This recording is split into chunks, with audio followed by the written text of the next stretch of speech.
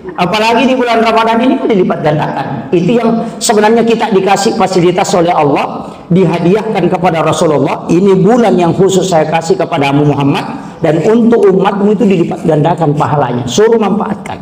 Itu saja kuncinya. Kalau bapak bersedekah di luar Ramadan, kalau mau dikumpul itu 10 kali bolak-balik kita sedekah dengan jumlah yang sama, baru 1 kali di Ramadan ini baru sama. Bapak sedekah di luar Ramadan itu 100.000.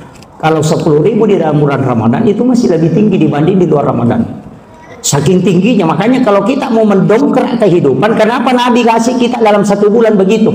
Allah kasih kita hadiah 1 bulan supaya amalan itu istilahnya di sini betul kita diuji. Makanya buka puasa kita disuruh ada andil kita di situ. Memberi buka puasa itu enak sekali Pak, karena orang ketika kita beri buka puasa itu pahala puasa kita dapat tanpa dikurangi pahala puasanya orang yang berbuka. Jadi kalau 10 orang kita kasih buka puasa, itu kita dapat pahala puasa 10. Cuma didapat pahalanya Pak, bukan syariatnya. Jangan juga pikir-pikir, wah kalau begitu gampang Pak Ustaz, kasih buka 30 orang tidak usah berpuasa, sudah langsung dapat 30. Kadang juga ada kali-kali begitu, kali-kali tidak beres.